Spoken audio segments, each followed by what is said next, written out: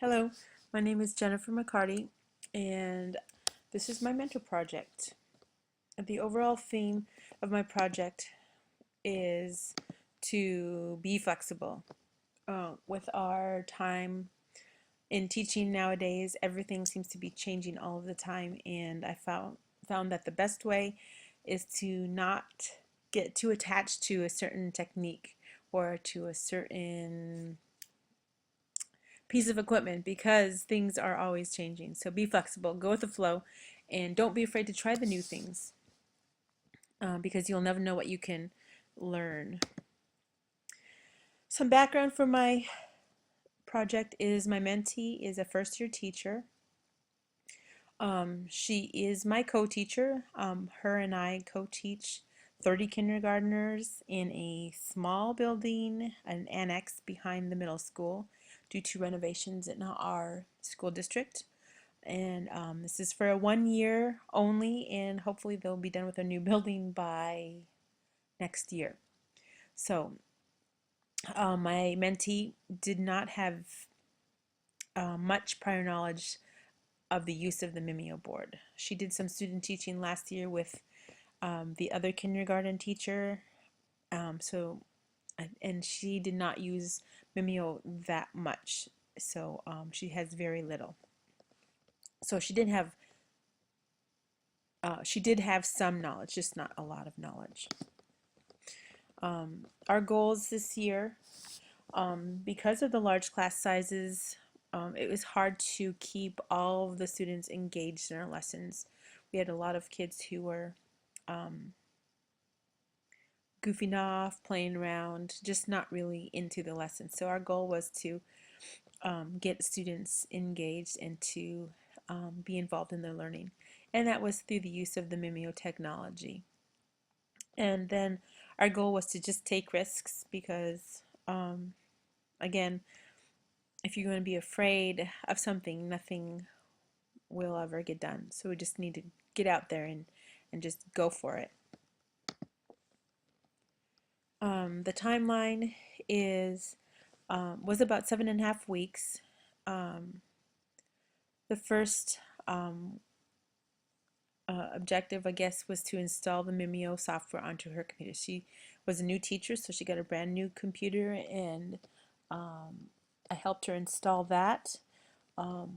We met on a daily basis, of course, because we worked together, but we met specifically on a weekly basis to talk specifically about Mimio and the activities that we could do with them. The next thing after installing the software was to set up, get her an account with MimioConnect.com so that she can have access to lessons that were already made, so that we wouldn't have to start over or invent the wheel all over again. Part of our timeline was to make daily and weekly observations, and I kind of kept a weekly reflection, and then our goal was to set up, in the end, a literacy activity since she was teaching the language arts. Some of the challenges that we incurred through this process was, of course, the small space and the large class size that we have.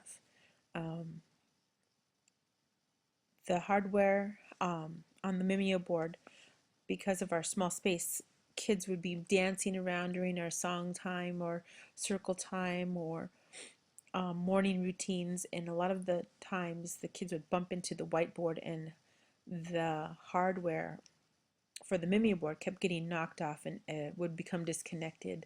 We had to replace the Mimio hardware once during this first quarter of the school year, and now the cord on our equipment is loose, so it has to be jiggled in order for it to work.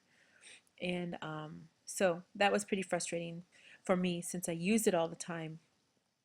But it's also frustrating for her because she was already nervous about technology and was afraid to use that equipment.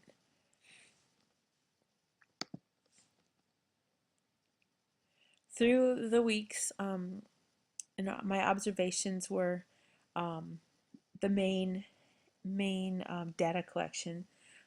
Um, a lot of the beginning, she was very hesitant, of course. I showed her the basic tools and set up her account with the Mimio Connect. She watched a lot of me while I was doing my lessons with my students. I noticed her with her lessons. A lot of the students would be goofing off and playing, and it's typical kindergarten behavior, but she was pretty frustrated and was having a difficult time, and I just kept encouraging her, try a Mimio activity and try it. Let's give it a try. Let's see what we can do. So I gave her some activities that I had used the previous year so that, again, she wouldn't have to start from scratch.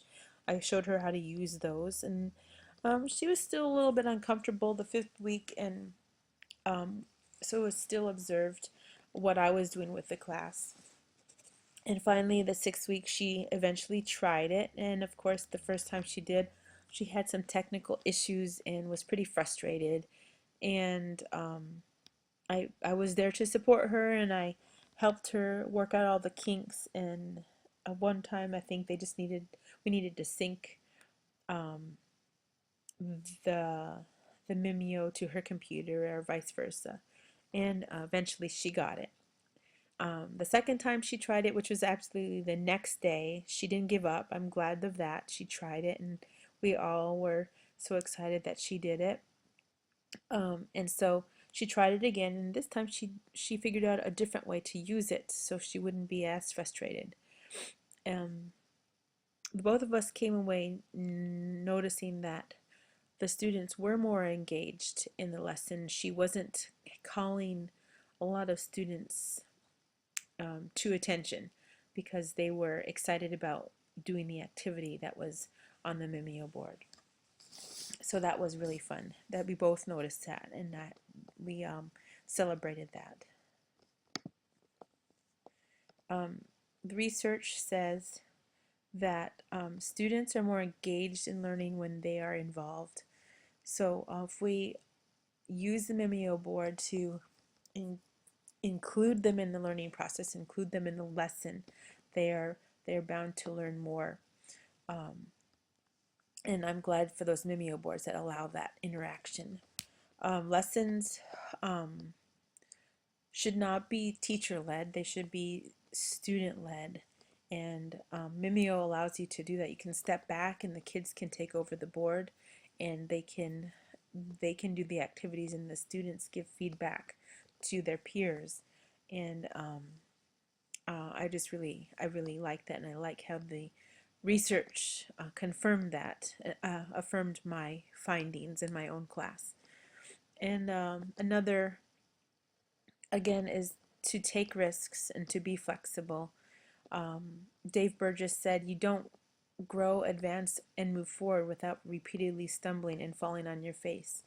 My mentee struggled a little bit, and she fumbled and flip-flopped and was pretty frustrated, but she learned something, and I thought that was a really neat lesson.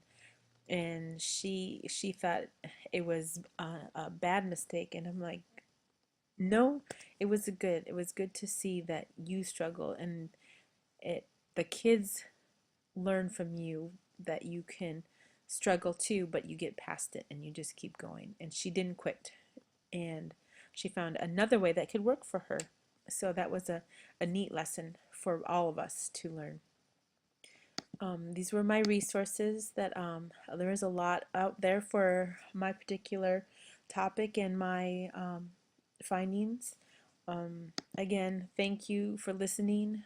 Don't forget to just dive right in, and don't be afraid of change. Just embrace it, because it's going to happen. So be flexible and embrace that change. Thank you for listening.